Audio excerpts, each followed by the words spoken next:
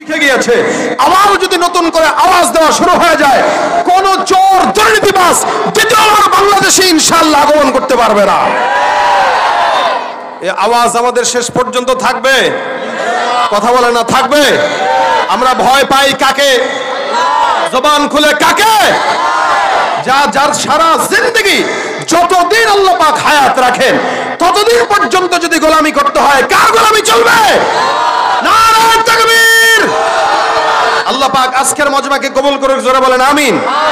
এই শেষ পর্যন্ত মুনাজাত পর্যন্ত আজকের এই মজমায় স্বতঃস্ফূর্ত আওয়াজ চাই। কারা কারা পারবেন দু হাত তুলে দেখায় দেন। আল্লাহু আকবার, আরো জোরে আল্লাহু আকবার। লড়াইয়ের ওই ময়দানেতে যেতে তোমাকে হবে, প্রয়োজনে সব রক্তটুকু জমিনেই ঢেলে দেবে। লড়াইয়ের ওই ময়দানেতে যেতে তোমাকে হবে, প্রয়োজনে সব রক্তটুকু জমিনেই ঢেলে দেবে। তবুও তোমায় লড়তেই হবে, মানিবে না পরাজয়। তবুও তোমায় লড়তেই হবে, মানিবে না পরাজয়। বিপ্লব মানে জীবন দেয়া বসে থাকা নয়, সে কোনো দিন আসবে না রে করো যদি ভয়। কথা বলেন ঠিক কিনা? আসবে বিজয় রক্ত আর জীবনের বিনিময়, আসবে বিজয় রক্ত আর জীবনের বিনিময়। বিপ্লব মানে জীবন দেয়া বসে থাকা নয়, সে কোনো দিন আসবে না রে করো যদি ভয়। বিপ্লব মানে জীবন দেয়া বসে থাকা নয়, সে কোনো দিন আসবে না রে করো যদি ভয়। শাসনের নামে কেউ বা বিশ্বে মেহনতি জনতারে, ইমানের উপর আঘাত ওরা হানিছে বারে বারে। শাসনের নামে কেউ বা বিশ্বে মেহনতি জনতারে, ইমানের উপর আঘাত ওরা হানিছে বারে বারে। প্রতারণার ওই ফাঁদে পড়ে মোরা জীবন করেছি ক্ষয়, প্রতারণার ওই ফাঁদে পড়ে মোরা জীবন করেছি ক্ষয়। বিপ্লব মানে জীবন দেয়া বসে থাকা নয়, সে কোনো দিন আসবে না রে করো যদি ভয়। বিপ্লব মানে জীবন দেয়া বসে থাকা নয়, সে কোনো দিন আসবে না রে করো যদি ভয়। ঠিক কিনা? আমাদের বাংলার দামাল ছেলেরা ভয় দূর করে যখন রাজপথে নামতে বাধ্য হয়েছে, আল্লাহ পাক তাদের গলায় বিজয়ের মালাই দান করে দিয়েছে। কথা ঠিক কিনা বলেন? এই বদরের যুদ্ধে মুসলমান মনে রাখবেন 313 জন ভয়কে জয় করে যুদ্ধের ময়দানে দাঁড়িয়ে গিয়েছে। 1000-এর মোকাবেলায় আল্লাহ তাদের গলায় বিজয়ের মালা দান করে দিয়েছে। ভবিষ্যতে যত ইসলাম বিদ্বেষী কার্যক্রম হবে, ইনশাআল্লাহ বাংলার দামাল ছেলেরা যদি ভয়কে দূর করে রাজপথে দাঁড়িয়ে যায়, বাংলাদেশে কোন নাস্তিক বেঈমান মুরতাদদের দ্বিতীয়বার কোনো উঠে দাঁড়ানোর সাহস করার কথা না। ঠিক কিনা যারা বলেন? আল্লাহ পাক আমাদের ঈমানি জজবা দান করুক, ঈমানি পাওয়ার দান করুক, বলেন আমিন। এখনো সম্ভব আগামীর বাংলাদেশকে নতুন করে ইসলামের ছাঁচে এদেশকে গঠন করা।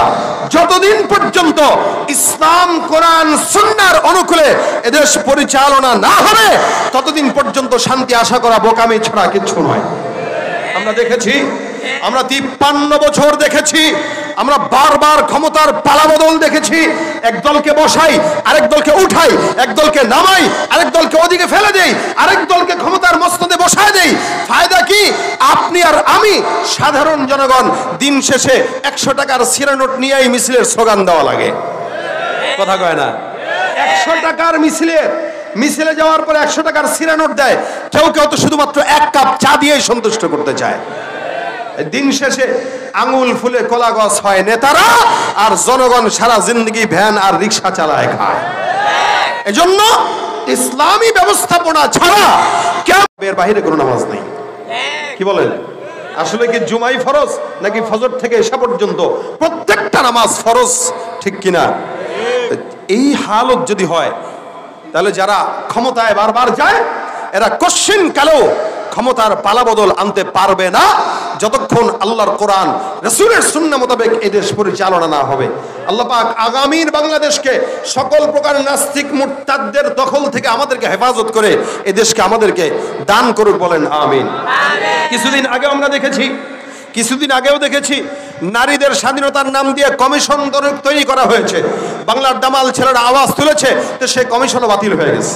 ইনশাল্লাহ আশা করি এই কমিশন আমাদেরকে মুসলমানের দেশে উলঙ্গপনা ছড়াতে পারবে?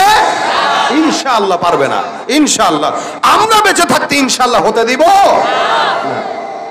ভাইরা আমার, এই জন্য শুধুমাত্র 5 ওয়াক্ত নামাজ মসজিদে কপাল ঠোয়ালেই নামাজি বলা চলে না। আপনি আমি মুসলমান দাবি করি, আমাদের কোনো কাজ আছে কিনা বলেন তো? কিছু কাজ আছে কিনা? আল্লাহ পাক কেন পাঠিয়েছেন? পাঠানোর উদ্দেশ্য আমরা সবাই জানি, মা খালাকতুল জিন্না ওয়াল ইনসা ইল্লা লিয়াবুদুন।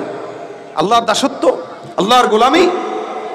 বলে গোলামি সবচাইতে কোনটার মাধ্যমে হয়? আবদিয়াত সবচাইতে বেশি কোন ইবাদতের মাধ্যমে হয়?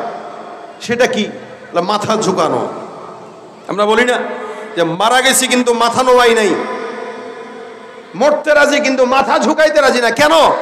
বলে শত্রুর সামনে মাথা নোয়াবো কেন? একটা পুরুষ এ কথাই বলে, ঠিক তেমনি ভাবে একজন মুমিন এ কথাই বলে যে আল্লাহ ছাড়া কারো সামনে মাথা নোয়াইতে পারি, এটা মুমিনের কাজ, এটা মুমিনের ঈমান। এক সাহাবী নবী করিম সাল্লাল্লাহু আলাইহি ওয়াসাল্লামের কাছে ডাক দিয়া বলেন, ইয়া রাসূলুল্লাহ, আমি আপনার সাথে জান্নাতে যেতে চাই, আমাকে কি কোনো আমল দেওয়া যায়? তো নবী বলেন, এছাড়া আর কি চাও? বলে এটাই চাই। রাসূল বলেন, বুঝে শুনে জবাব দাও, এছাড়া আর কি চাও?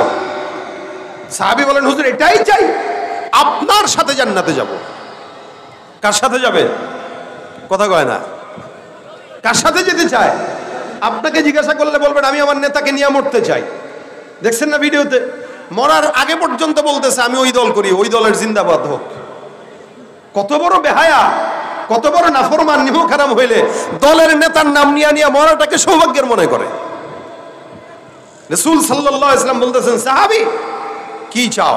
হুজুর আপনার সাথে জান্নাত চাই। রাসূল বলেন, তাহলে তুমি আমাকে সাহায্য করো, আল্লাহ পাককে সিজদা দিয়া আমাকে সাহায্য করো, তাহলে আমি তোমাকে আল্লাহর কাছে সুপারিশ করে জান্নাতে নিতে পারবো। যে ব্যক্তি আল্লাহকে যত বেশি সিজদা দেয় সে আল্লাহ পাকের তত বেশি নিকটবর্তী হয়। আর সিজদা এটা এমন একটা বিষয় যেটা শুধুমাত্র আল্লাহর সঙ্গেই সম্পৃক্ত। আমাদের দেশে মুসলমান দাবি করার পরেও আল্লাহকে বাদ দিয়া খাজার দরবারে যায় সিজদা দেওয়ালা লোক আছে না নাই? কম না বেশি? অনেক। আপনি শাহজালালের মাজারে যায় দেখেন, আপনাদের এই কুষ্টিয়ায় অথবা পাবনা অথবা এই সমস্ত এলাকায় আছে কিনা আমার তেমন জানা নাই। আছে? আল্লাহকে বাদ দিয়া খাজার দরবারে যায়, মাজারে যায়, বাবার দরবারে সিজদা দেয়। আমি এটা তাজিমি সিজদা দিয়েছি। তাজিমি সিজদা বলতে কোনো সিজদা নাই। সিজদা একমাত্র কার জন্য? আল্লাহ। ওয়াসজুদু লিল্লাহি ওয়াবুদু। আল্লাহ বলেন, ওয়া আনতুম সামিদুন ফাসজুদু লিল্লাহি ওয়াবুদু। আরে তোমরা তো উদাসীন, উদাসীনতা দূর হবে যদি আল্লাহ পাককে সিজদা দাও। ওয়াসজুদু লিল্লাহি ওয়াবুদু, সিজদা হবে আল্লাহর জন্য এবং সিজদার মাধ্যমেই তার ইবাদত হবে। আল্লাহ বলেছেন সিজদা হবে কার জন্য? বলেন না জোরে, কার জন্য? মাথা ঝোয়াবো কার দিকে? মাজারে। বাবার কাছে যায়, আব্বা গো একটা সন্তান দেন। বাবার কাছে যায়, বাবা গো বউটা বিয়ে করছি 10 বছর, পাই না, একটা বাচ্চা দেন, ফু দিয়া দেন। তা বউর পেটে ফু দিলে বাচ্চা হয়? কি বলেন আপনারা? এখন বাপ যদি ওই কোয়ালিটির হয় তাহলে কেবল ঠিক আছে, বউটারে আমাদের এখানে 3 দিনের এতেকাফে রেখে যাও। বাচ্চা পাইতে হলে 3 দিনের এতেকাফে খাজা বাবার দরবারের খানকায় রাখা লাগে। এখন বুঝছেন, আপনার কষ্ট করা 10 লাখ টাকা মহারণা দিয়ে বিয়ে বেরিয়ে বউ, এটারে যদি খাজার দরবারে 3 দিনের জন্য রেখে আসেন, এরপরে যদি সন্তান হয় বুঝবেন প্রোডাক্ট আপনার না আপনার বাপের। কথা বলেন ঠিক কিনা?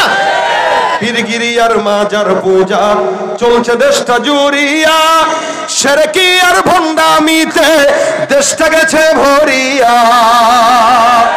পীরগিরি আর মাজার পূজা চলছে দেশটা জুড়িয়া, শিরকি আর ভণ্ডামিতে দেশটা গেছে ভরিয়া। গাজার কলকি টান মারিয়া, গাজার কলকি টান মারিয়া দেখায় খাজার শান। ওরা শিক্ষিত শয়তান, ওরা আমার সাথে, ওরা শিক্ষিত শয়তান, ওরা শিক্ষিত দুর্নীতির ওই আখড়ায় বসে, দুর্নীতির ওই আখড়ায় বসে জাহির করে জ্ঞান, কলম দিয়ে কামায় টাকা ধরে সাধুর ভান। ওরা শিক্ষিত শয়তান, ওরা শিক্ষিত শয়তান, ওরা শিক্ষিত শয়তান, ওরা শিক্ষিত শয়তান। ঠিক কিনা? মাজারে যায় সেজদা দেওয়া যাবে? দিবেন? তাজিমি সেজদা দিবেন না।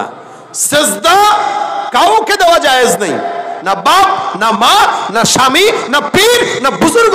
কোন পীর যদি বলে আমার পায়ে সেজদা দাও, বুঝতে হবে ওইটা আপনার আসল পীর না, ওইটা শয়তানের পীর। সেজদা হবে কার জন্য? ওয়াসজুদু লিল্লাহি ওয়া'বুদু, একমাত্র আল্লাহর জন্য সেজদা। দেখেন ভাই, আমি আপনি সেজদা না দিলেও আল্লাহর কোনো যায় আসে না। এই গোটা দুনিয়াতে যত আসমান জমিন যা কিছু নজরে আছে, এগুলা কাকে সেজদা দেয়? আল্লাহকে সেজদা দেয়।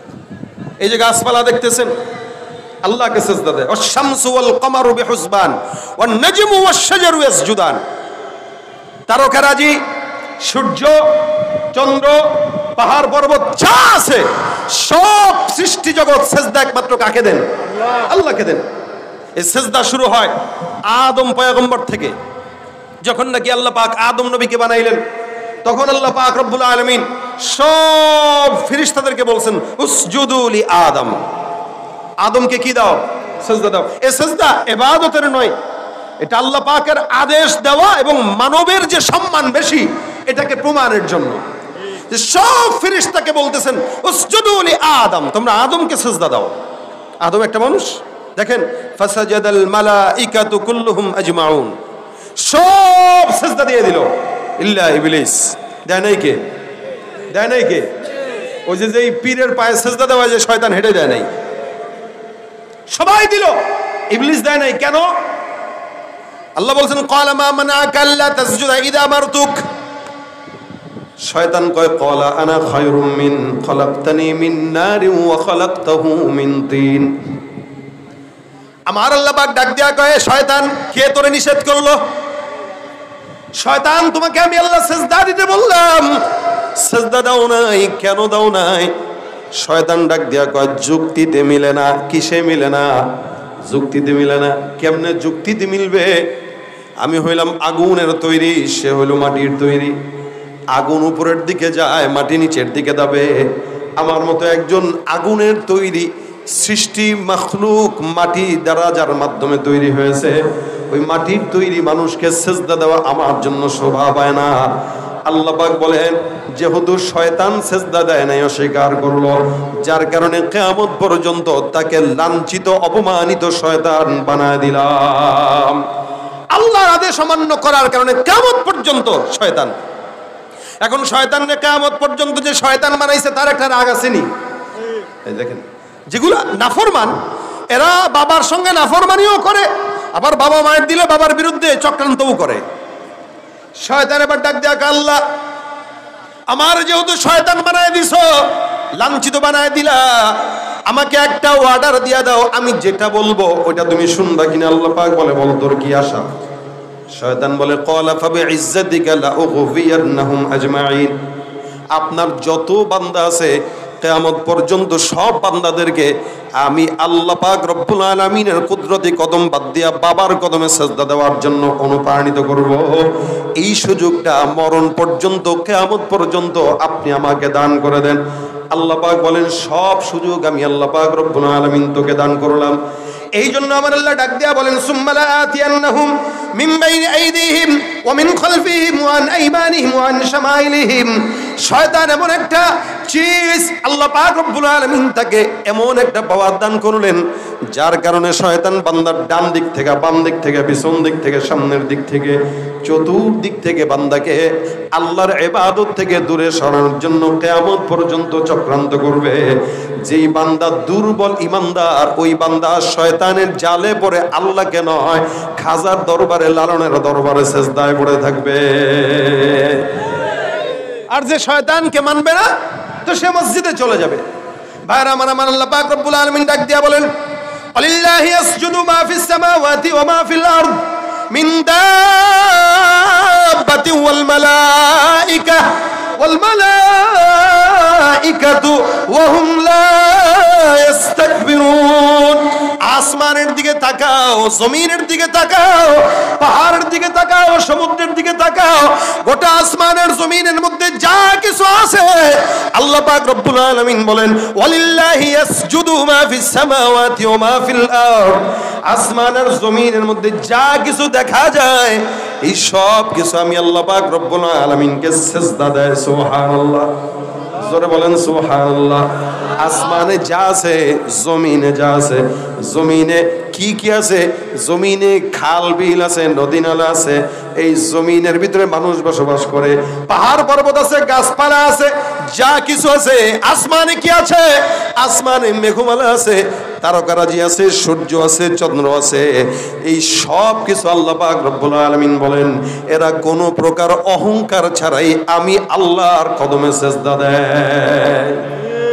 ওয়ালিল্লাহি ইয়াসজুদু মা ফিস সামাওয়াত, আসমানে যা আছে এরাও সিজদা দেয়।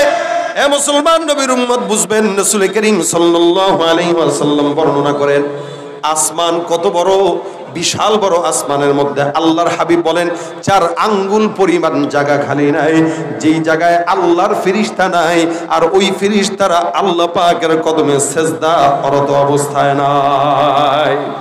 রাসূল সাল্লাল্লাহু আলাইহি আসমান পর্যন্ত 500 বছরের পথ, দ্বিতীয় আসমান আবার যখন মোটা হয় ওটা 500 বছরের রাস্তা, দ্বিতীয় আসমান থেকে তৃতীয় আসমান পর্যন্ত আবার 500 বছরের পথ, তৃতীয় আসমানটা আবার পৌরত্বের দিক থেকে 500 বছরের রাস্তা, তৃতীয় আসমান থেকে চতুর্থ আসমান পর্যন্ত আবার 500 বছরের রাস্তা, চতুর্থ আসমানের মোটাটাও আবার 500 বছরের রাস্তা, চতুর্থ থেকে পঞ্চম পর্যন্ত 500 বছরের রাস্তা, পঞ্চম আসমানটাও আবার 500 বছরের দীর্ঘায়িত মোটা, পঞ্চম থেকে ষষ্ঠ পর্যন্ত আবার 500 বছরের রাস্তা, আবার ষষ্ঠ আসমানটাও 500 বছরের রাস্তার সমতুল্য মোটা, ষষ্ঠ আসমান থেকে নিয়ে সপ্তম আসমান পর্যন্ত আরো 500 বছরের রাস্তা। সুবহানাল্লাহ।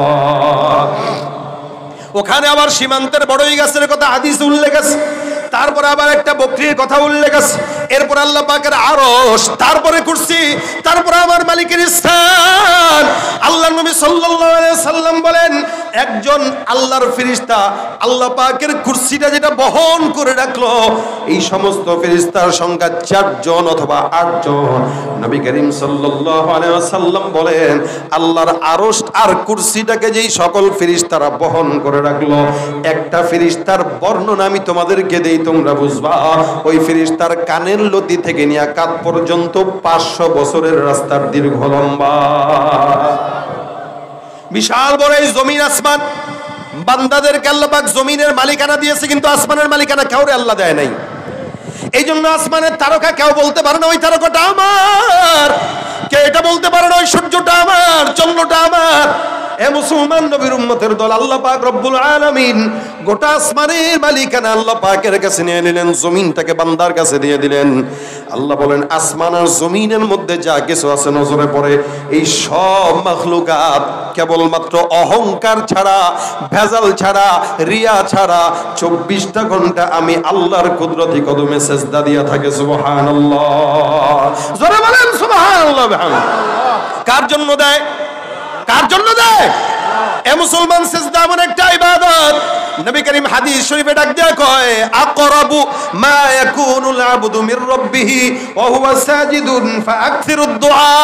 আল্লাহর হাবিব সাল্লাল্লাহু আলাইহি ওয়াসাল্লাম বলেন সিজদা এমন একটা ইবাদত, যে ইবাদতটা বান্দা যত বেশি করবে আল্লাহর সঙ্গে বান্দার সম্পর্ক তত গভীর হয়ে যাবে। সুবহানাল্লাহ। ভাইরা আমার, আমরা তো এখন সিজদা দেই, মসজিদে যাই, শুধুমাত্র নামাজ পড়লেই সিজদা হয় বলে না, নামাজের বাইরেও সিজদা আছে। কোরআন তেলাওয়াত করলেন, কোরআনের ভিতরে সিজদার আয়াত চলে আসলো। আল্লাহ রাসূল সাল্লাল্লাহু আলাইহি ওয়াসাল্লাম বলেন কেউ যদি সিজদার আয়াত তেলাওয়াত করে আর সিজদায় পড়ে যায়, শয়তান পিছন দিকে ফিরে পালায় আর ডাক দিয়া কয় আল্লাহ, এই বান্দাদেরকে তুমি মাটি দিয়া বানানোর পরেও তারা সিজদা দিয়া তোমার কাছে দামি হয়ে গেছে, আর আমি এই সিজদা না দেওয়ার কারণে কিয়ামত পর্যন্ত মানুষের মুখের গালির শিকার হয়েছি। যার কারণে দেখবেন যে যত বেশি শয়তান তারে মানুষ শয়তান বলেই গালি দেয়, ঠিক কিনা?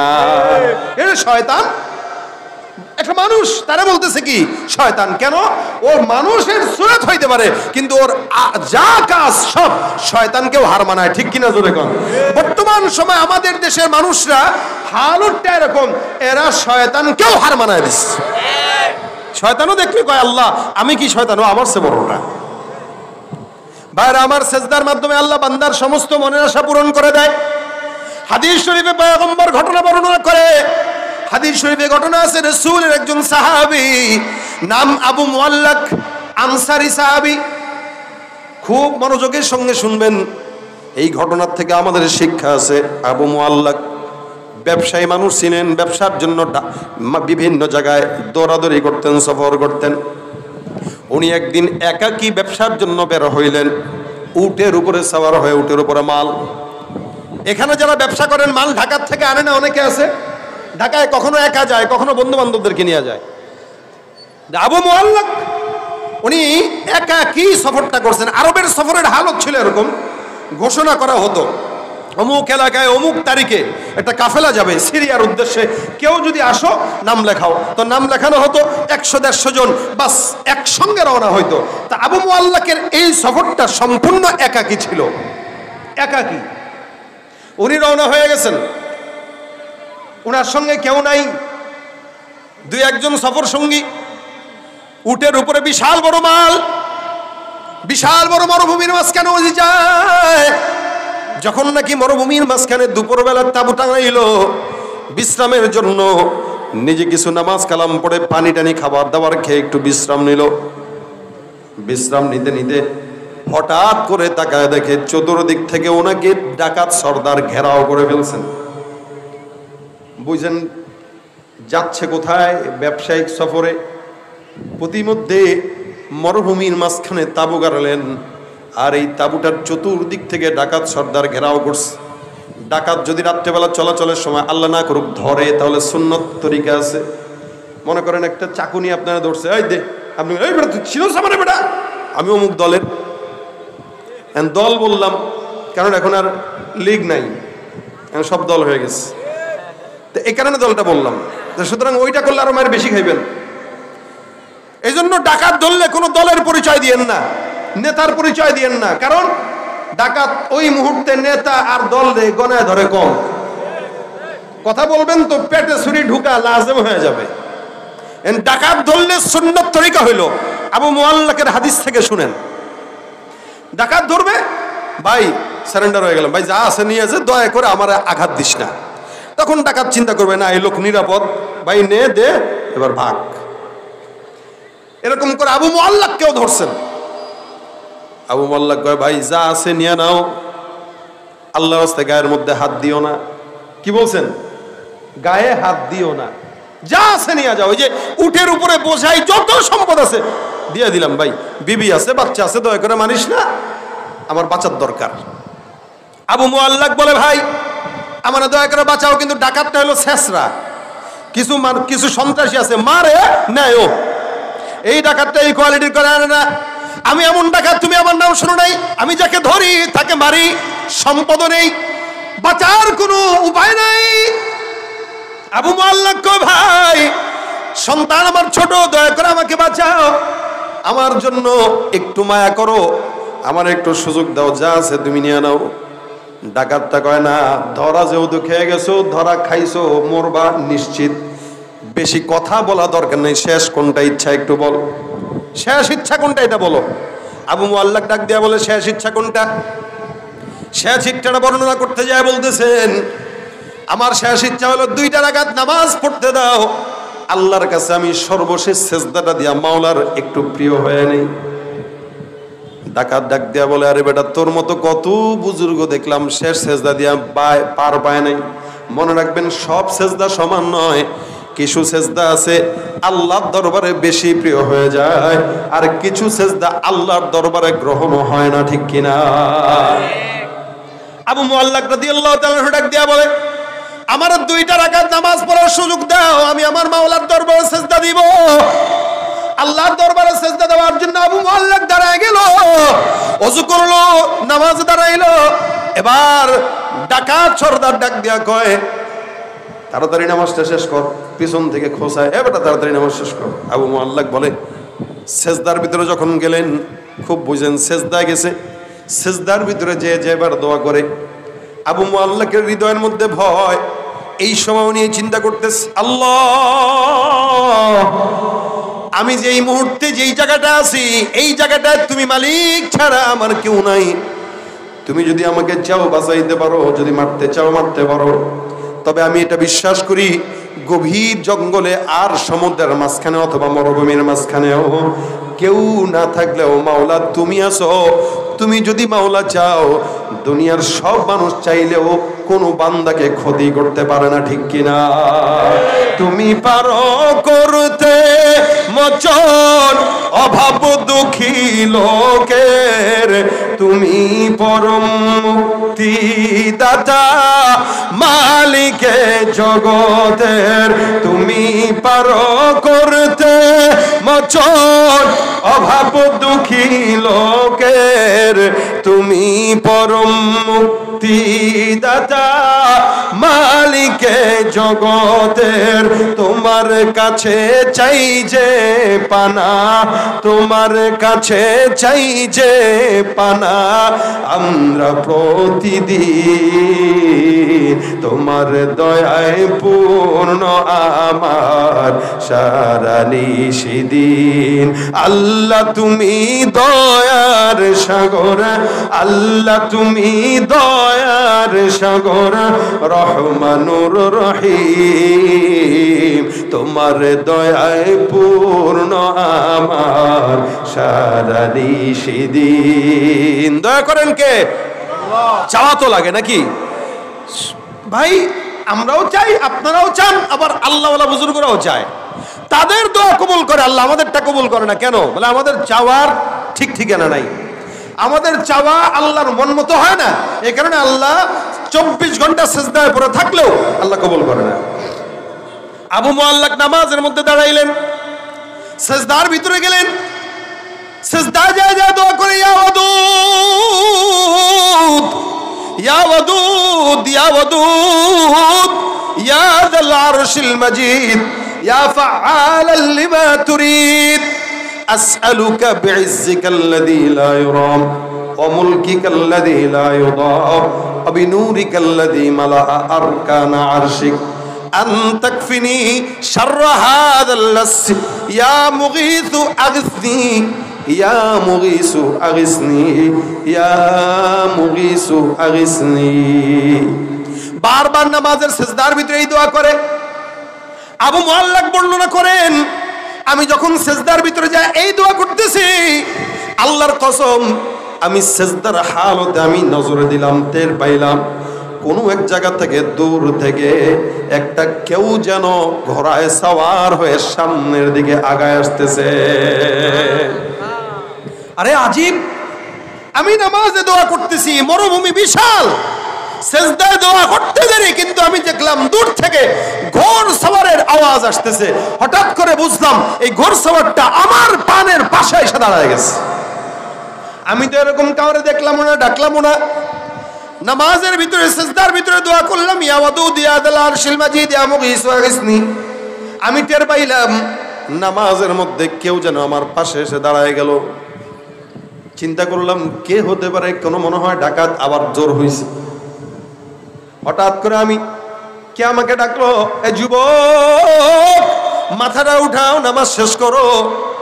আমি নামাজটা শেষ করলাম। নামাজের পর আল্লাহর কসম আমি তাকায় দেখলাম আমার সামনে ওই ডাকাত সর্দারের মাথাটা অর্ধেক আলাদা হয়ে জমিনের সামনে পড়ে আছে।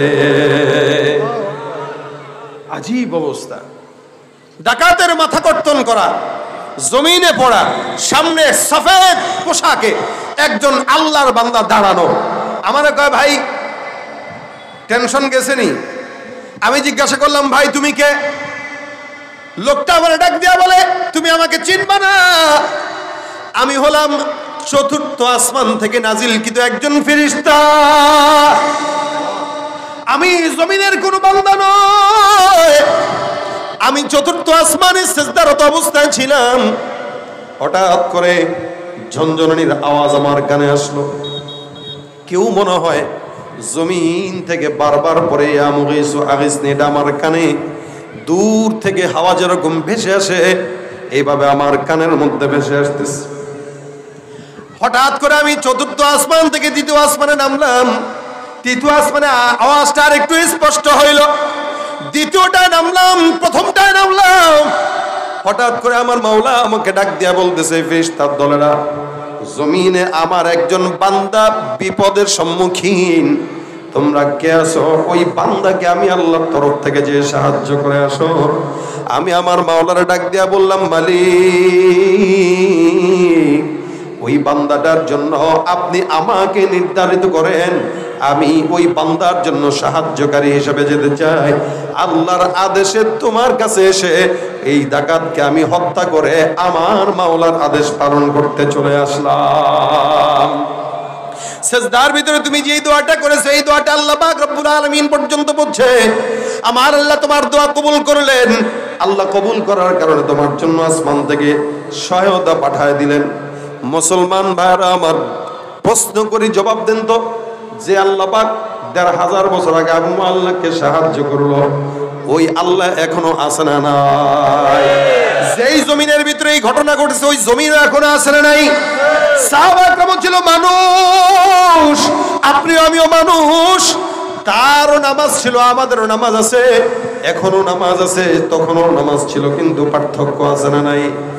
লোকও আসিল, আল্লাহ ছিল, এখনো লোকও আছে, আল্লাহ আছে, তখনও জমিন ছিল, এখনো জমিনও আছে, কিন্তু সেই ঈমান আর ইখলাস আর তাকওয়া নাই, যার কারণে আমাদের সমাজে নামাজি বান্দা থাকতেও ঘুষখোর আর সুদখোরের কমতি হয় না। ঠিক কি না? নামাজ পড়া মসজিদ থেকে বের হয়ে সিগারেট ধরায় দেয়, নামাজও পড়ে জনগণের টাকা চুরি করে খায়, নামাজ পড়ে ব্যবসার ভিতরে ২ নাম্বারি করে, নামাজ পড়ে জনগণকে ধোঁকায় দেয়, নামাজ পড়ে দিনের ভোট রাতে নিয়ে পাস হয়ে যায়। যতদিন পর্যন্ত সমাজের বান্দাদের ইখলাস ঠিক না হবে, আল্লাহর কসম, ততদিন পর্যন্ত আল্লাহর গায়বী মদদ আসমান থেকে আসবে না। ঠিক কিনা? নামাজ তখনও ছিল, এখনো আছে, ভবিষ্যতেও থাকবে। নামাজি করতেছে, কিন্তু তাকায় দেখবেন চেহারার দিকে, অধিকাংশ নামাজির চেহারার সাথে কোনো নূরের সম্পর্ক নাই। সেজদা দিতেছে যেন রিয়া মোতাবেক দিচ্ছে, বাস মানুষকে দেখানো লাগবে তাই দিচ্ছি, দায় সারা সেজদা দিচ্ছে। মসজিদে যাচ্ছে ঠিকই, আসতেছে ঠিকই, কিন্তু ঘুষ, সুদ, জেনা, ব্যভিচার, সন্ত্রাসী কার্যক্রম, এমন কোনো অন্যায় নাই যেটা সে করে না। আর এই হালতে কেউ যদি নামাজ আদায় করে, কিয়ামত পর্যন্ত নামাজ আদায় করবে, জিন্দেগিতেও ওই নামাজি বান্দা আল্লাহর প্রিয় হতে পারবে না, আর ওই সেজদার মাধ্যমে জান্নাত পাওয়া সম্ভব না।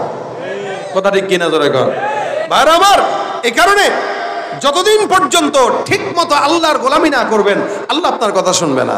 আল্লাহ পাক ডাক দেয়া, কানা ইনদা যন্নি আবদি বি, আমার বান্দা আমার প্রতি যতটুকু ধারণা রাখবে, আমি আল্লাহ তার জন্য ততটুকুই ব্যবস্থা রাখবো। সাহাবী যতটুকু ধারণা রাখছে, আল্লাহ ততটুকু রাখছে। আমরা এখন বিপদে পড়লে আগে মেম্বারের কাছে যাই, চেয়ারম্যানের কাছে যাই, এমপির কাছে যাই, ইউনোর কাছে যাই, উপজেলা চেয়ারম্যানের কাছে যাই, প্রশাসনের কাছে যাই। এত 14 জায়গায় ঘোরা লাগতো না শুরুতেই যদি আল্লাহর কাছে যাইতো। কি বলেন? শুরুতে নামাজে দাঁড়ায় আল্লাহর কাছে চাইতেন, আল্লাহ বলতো যে আমার কাছে যেহেতু আগে চাইছে, 14 জায়গায় যাওয়ার রাস্তাটা বন্ধ করে আগেই তার কাজটা করে দেয়। এখন 14 জায়গায় যায়, যখন কাজ হয় না তখন কাহারে আল্লাহ, তুই ছাড়া তো আর কেউ নাই। 14 জায়গায় পরকিয়া কইরা এরপরে মালিকের প্রেম, এটা আল্লাহ গ্রহণ করবে না। ঠিক পরকিয়া বিবিকে যেরকম স্বামী গ্রহণ করতে চায় না, পরকিয়া বান্দাকেও তার মাওলা গ্রহণ করতে চায় না। পরকিয়া বান্দা মানে নেতার প্রতি প্রেম আছে, আল্লাহর প্রতি প্রেম নাই। আল্লাহকে আমি বানাইলাম, আমি খাওয়াইলাম, আমি পড়াইলাম, সব আমি দিলাম, আর মহব্বত করে নেতারে। কোন নেতা উঠতে বসতে মিথ্যা বলে 100টা? কোন নেতা ঘুষের টাকা না খাইলে পেটের ভাত হজম হয় না? কোন নেতা জনগণের টাকা চুরি করে আঙুল ফুলে কলা গাছ হওয়া নেতা? এরকম নেতা যদি চান তাহলে আরো গোলামি করেন। সমাজের হালত যেই লাউ সেই কদুই থাকবে। এ কারণে আমাদের মহব্বত নেতাদের প্রতি থাকবে, পীরের প্রতি থাকবে, আলেমদের প্রতি থাকবে, বাবা মায়ের প্রতি থাকবে, তবে আল হুব্বু ফিল্লাহ ওয়াল বুগদু ফিল্লাহ। মহব্বতটা ততক্ষণ যতক্ষণ নেতা আল্লাহর পক্ষে আছে, ততক্ষণ। নেতা যদি আল্লাহ আর ইসলাম থেকে দূরে সরে যায়, ওই নেতাকে 1 সেকেন্ডের জন্য মানবো না, মানতে পারি না। কথা ঠিক কিনা?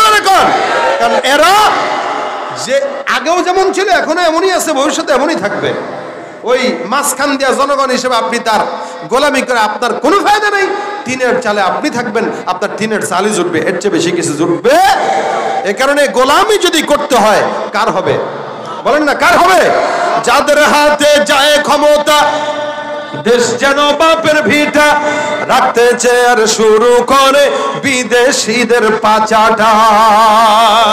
যাদের হাতে যায় ক্ষমতা, দেশ যেন বাপের ভিটা, রাখতে চেয়ার শুরু করে বিদেশিদের পাচাটা। বিদেশিদের কথা মতো চালায় ওরা নিজের দেশ। দেখতে দেখতে গোল্লায় গেল আমার সোনার বাংলাদেশ। একে একে শেষ করেছি সবার দেখা হইল শেষ। দেখতে দেখতে গোল্লায় গেল আমার সোনার বাংলাদেশ। দেখতে দেখতে গোল্লায় গেল আমার সোনার বাংলাদেশ। কেউ দিল না সবাই নিল, আমরা যে কলর বল। সারা বছর নেয় না খবর, নির্বাচনে খুব দরদ। কেউ দিল না সবাই নিল, আমরা যে কলর বল। সারা বছর নেয় না খবর, নির্বাচনে খুব দরদ। নির্বাচনের আগে নেতা ধরে কত রকম বেশ, নির্বাচনের আগে নেতা ধরে কত রকম বেশ। দেখতে দেখতে গোল্লায় গেল জোরে, দেখতে দেখতে গোল্লায় গেল একে একে শেষ করেছি সবার দেখা হইল শেষ। দেখতে দেখতে গোল্লায় গেল আমার সোনার বাংলাদেশ। দেখতে দেখতে গোল্লায় গেল আমার সোনার বাংলাদেশ।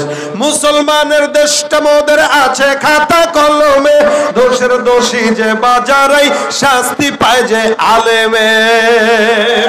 মুসলমানের দেশটা মোদের আছে খাতা কলমে, দোষের দোষী যে বাজারাই শাস্তি পায় যে আলেমে। ওরা ইসলাম বেচেই ক্ষমতাটা পাকাপোক্ত করে বেশ, ইসলাম বেচেই ক্ষমতাটা পাকাপোক্ত করে বেশ।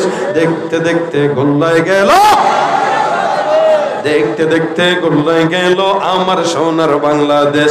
একে একে শেষ করেছি সবার দেখা হইল শেষ।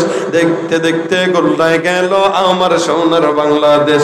দেখতে দেখতে গোল্লায় গেল আমার সোনার বাংলাদেশ। ঠিক কিনা ভাইরা আমার?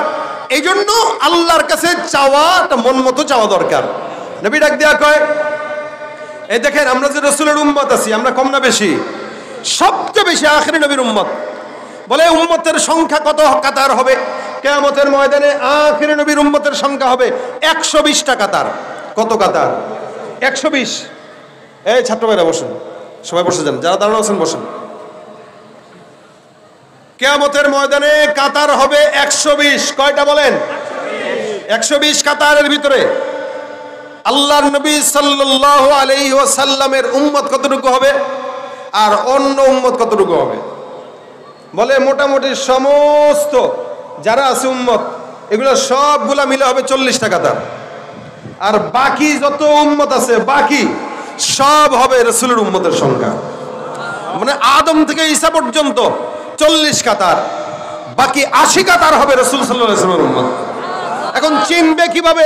সব তো মানুষ এক, চেহারা তো সব মোটামুটি কাছাকাছি, চিনবে কিভাবে?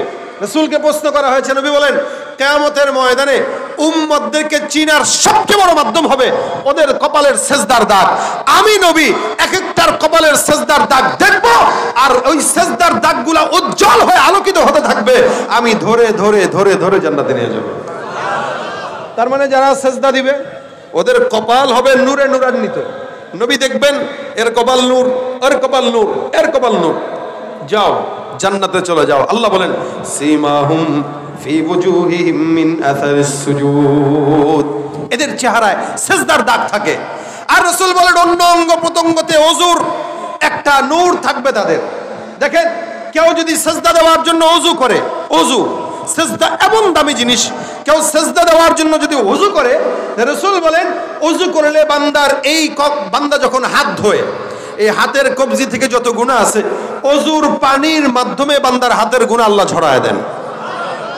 বান্দা যখন কুলি করে মুখ দিয়ে যে গালিগালাজ করছে, ফাহেসা কথাবার্তা বলছে, তো ফাহেসা কথাবার্তা বলার যে গুনাহ আছে কুলির পানির মাধ্যমে মুখের সব গুনাহ ঝরায় দিবেন। যখন বান্দা হাত ধৌত করবে তো হাত দিয়ে যদি কোনো গুনাহ করে তো এই গুনাহ আল্লাহ পাক ঝরায় দিবেন। যখন পাও ধুবে তো পাওয়ের গুনাহ ঝরায় দিবেন। হ্যাঁ, হযরত ইমাম আযম আবু হানিফা রাহমাতুল্লাহ আলাইহি এক বান্দার এরকম ওযুর পানির সাথে গুনাহ ঝরে যেতে উনি নিজের চোখে দেখেছেন। এটা আমাদের আকাবিরদের চোখ ছিল, অন্তর চক্ষু খোলা ছিল, ওনারা দেখতেন, আমরা দেখতে পাই না। এটা আমাদের দুর্বলতা, ঈমানের কারণে। এইজন্য ভাইরা আমার, ওযুর মাধ্যমে আল্লাহ পাক বান্দার ওযুর সব অঙ্গ প্রত্যঙ্গের মাধ্যমে বান্দার গুনাহ দূর করে দিবেন। এরপরে যখন সিজদায় যাবে, রাসূল বলেন আকরাবু মা ইয়াকুনুল আবদু মির রাব্বিহি ওয়া হুয়া সাজিদ। মুসা পয়গম্বরকে প্রশ্ন করা হয়, তুমি যে মাওলার সঙ্গে কথা বলো, আল্লাহর সঙ্গে তুমি কেমনে কথা বলো? কথা যখন বলি, এ মুসা, তোমার সঙ্গে নির্দিষ্ট সময় আমি আল্লাহ পাক রব্বুল আলামিন কথা বলি, নির্দিষ্ট জায়গা, নির্দিষ্ট সময়, নির্দিষ্ট কথার বাইরে কোনো কথা নাই। এরপরও মুসান্না মুকাল্লামাল্লাহু মুসা তাকলিমা। কিন্তু শেষ জামানায় আমি এমন একদল উম্মত পাঠাবো যারা আখির নবীর উম্মত, আখির নবী মুহাম্মদুর রাসূলুল্লাহ সাল্লাল্লাহু আলাইহি ওয়াসাল্লামের উম্মতরা, ওরা যখন জমিনের মধ্যে আসবে, তুমি মুসা নির্দিষ্ট সময়ে অনুমতি নিয়ে কথা বলো, তবু আমি আর মাঝখানে, তোমার মাঝখানে, মুসা আর আল্লাহর মাঝখানে ৭০,০০০ নূরের পর্দা থাকে। আখিরি জামানার উম্মতরা যখন মন চাবে তখন আল্লাহর সঙ্গে কথা বলবে, মাঝখানে একটাও নূরের পর্দা আল্লাহ রাখবে না। মুসা নবীর সাথে ৭০,০০০ নূরের পর্দার ব্যবধানে আল্লাহ পাক কথা বলবেন, আর আপনার আমার সাথে আল্লাহ পাক সরাসরি কথা বলবেন। মুসা নবী বলেন, আল্লাহ, এই উম্মতটা কারা যারা তোমার সাথে সরাসরি কথা বলতে পারবে? এত পাওয়ার, যখন মন চায় তখন বলবে। কেমনে বলবে? আল্লাহ ডাক দেয়া কয়, নামাজের মধ্যে যখন দাঁড়ায় বলবে আলহামদুলিল্লাহ রাব্বিল আলামিন। আল্লাহ পাক রব্বুল আলামিনের বান্দা ওযু করবে আর নামাজের ভিতরে দাঁড়ায় বলবে আলহামদুলিল্লাহ রাব্বিল আলামিন। ফজর, জোহর, আসর, মাগরিব, এশা, তাহাজ্জুদ, ইশরাক, আওয়াবিন, চাস, বান্দা যখন নামাজের মধ্যে দাঁড়ায় সূরা তেলাওয়াত করবে, সূরা ফাতিহা, আমার আল্লাহ বান্দার ওই নামাজ, বান্দা নামাজ পড়ার সময় আলহামদুলিল্লাহ পড়ার পর আমার আল্লাহ বান্দার আলহামদুলিল্লাহর জবাব দিয়া আসমান থেকে আওয়াজ দিয়া বান্দার জবাব দিয়া বলে হামিদানি রব্বি। আল্লাহু আকবার। বান্দা বলে আলহামদুলিল্লাহ রাব্বিল আলামিন, আল্লাহ বলেন হামিদানি রব্বি। এরকম করে করে এক এক আয়াতের বিপরীতে আল্লাহ পাক বান্দার সঙ্গে সরাসরি নামাজের মাধ্যমে কথা বলে। এই কথা শুধুমাত্র নামাজের মাধ্যমে হয়, এছাড়া অন্য কোনো সময় না। এজন্য নবী বলেন, বেশি নিকটবর্তী হতে চাও তাহলে আল্লাহর কাছে নামাজে দাঁড়ায় যাও। আকরাবু মা ইয়াকুনুল আবদু মির রাব্বিহি ওয়া হুয়া সাজিদ। সিজদা দাও, আল্লাহর নিকটবর্তী হও। আল্লাহ বলেন উসজুদ ওয়াকতারিব, সিজদা দাও, নিকটবর্তী হও। যে যত বেশি সিজদা দেয় ওই বান্দা তত নিকটবর্তী হয়। সিজদা কতক্ষণ সময় দিব?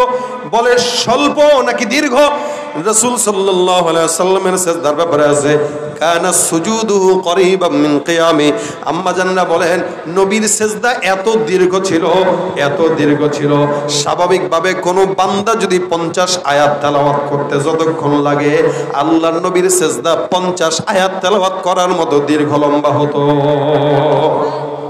সুবহানাল্লাহ। দেখেন, রাসূলের সিজদা ছিল ৫০ ওয়াক্ত তেলাওয়াত, ৫০ আয়াত তেলাওয়াত করলে যতটুকু সময় লাগে, নবীর স্বাভাবিক সিজদা কখনো কখনো এরকম ৫০ আয়াত সমান তেলাওয়াত সিজদা হইতো।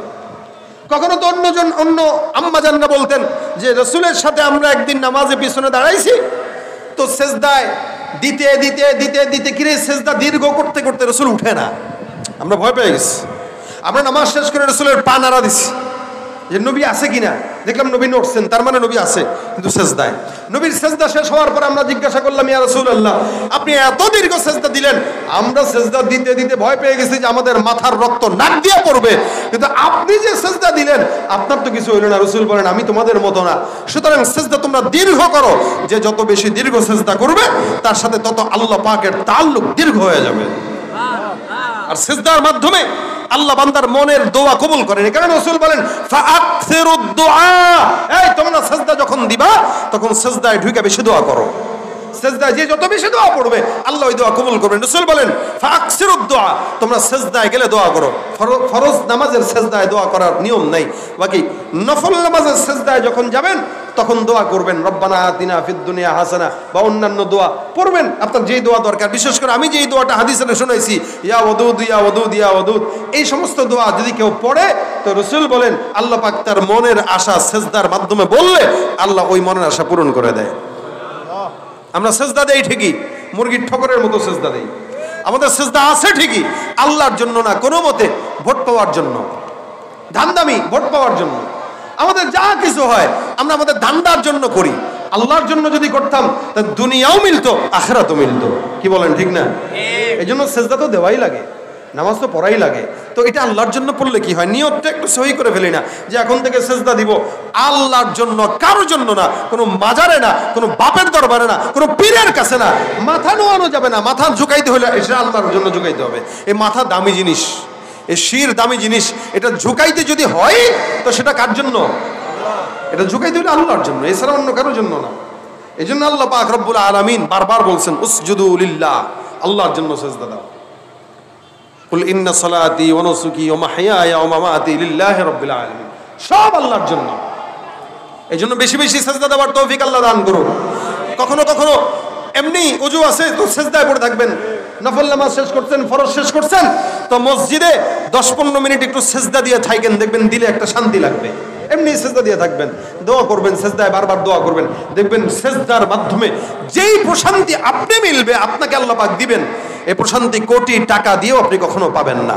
রাত্রে তাহাজ্জুদের নামাজের সময় যদি উঠেন একটু সেজদা দীর্ঘ করেন, আধা ঘন্টা হোক, 15 মিনিট হোক, সেজদায় পড়ে থাকেন, সেজদায় পড়ে পড়ে দোয়া করবেন। সন্তানের জন্য দোয়া, বেশি বেশি সন্তানের জন্য দোয়া করা দরকার। কেন?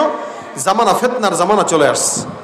সন্তানরা যেন আমাদের নাজাতের কারণ হয়, আমাদের বেইজ্জতির কারণ যেন না হয়। সন্তানরা যেন, সন্তানের মাধ্যমে যেন মা বাবার মুখ উজ্জ্বল হয়, এই দোয়া বেশি বেশি করবেন। ইনশাআল্লাহ আল্লাহ সেজদার মাধ্যমে বলা দোয়াগুলো আল্লাহ কবুল করবেন।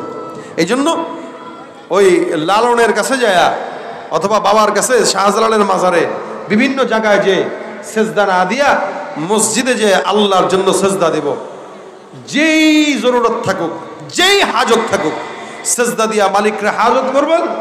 আল্লাহ পাকের হাবিব বলেছেন, আল্লাহ বলেছেন দোয়া কবুল করবেন। কোনো সন্দেহ আছে? কথা বলে না, কোনো সন্দেহ আছে? আল্লাহ আল্লাহ রসুলের কথা মিথ্যা? সন্দেহ হয় আপনাদের? এই জন্য যা বলবো আল্লাহর কাছে বলবো, সেজদায় পড়ে বলবো ইনশাআল্লাহ। আল্লাহ আমাদের সকলকে বেশি বেশি সেজদা দেওয়ার তৌফিক দান করুন। জোরে বলেন আমিন। আমাদের নামাজ পড়ার তৌফিক দান করুন এবং আল্লাহর কাছেই চাওয়ার তৌফিক দান করুন, বলেন আমিন। এই জন্য আপনাদের এই এলাকার যুবকরা যারা রাজনীতির সাথে জড়িত, অনেকে আছে, অধিকাংশ মানুষই রাজনীতি করে, এই রাজনীতির সাথে যারা জড়িত আছেন, ভাই আল্লাহর হস্তে নেতারে আল্লাহর উপরে নিয়েন না। ততটুকুই মানবেন যতটুকু নেতা ইসলামের ভিতরে থাকবে। যদি দেখেন নেতা চুরি করতেছে, জনগণের টাকা চুরি করে খাচ্ছে, সুন্দর করে নামটা লিস্টে ক্রস চিহ্ন দিয়ে বেরোয় যায়, আরেক নেতা ধরবেন যে নেতা ইসলাম ফলো করে। যদি দেখেন আপনার পীর দাড়ি রাখে না, আপনার পীর নামাজ পড়ে না, পর্দা করে না, বুঝবেন এটা আসল না, এটা ভণ্ড। এই পীর কেউ ক্রস চিহ্ন দিয়ে অন্য জায়গায় যাবেন, হাত্তা আপনার মা বাবাও যদি ইসলামের বিরুদ্ধে যায় আপনিও তার বিরুদ্ধে যাবেন, এটা আপনার ঈমান। এই জন্য গোলামি করতে হয় সেটা আল্লাহর, সিজদা দিতে হয় সেটা আল্লাহর জন্য, ইবাদত বন্দেগী করতে হবে সব আল্লাহর জন্য। আল্লাহ পাক আমাদেরকে তার জন্য ইবাদত বন্দেগী করার তৌফিক দান করুন। ভাইরা আমার, আপনাদের সামনে আমি আরজ করব, প্রতিষ্ঠান যেহেতু মাদ্রাসার মাহফিল, মাদ্রাসার মাহফিলগুলো কিছু আরজ জনগণের কাছে থাকে। যদিও আমাদের রানা ভাই মাদ্রাসা যেটা করেছেন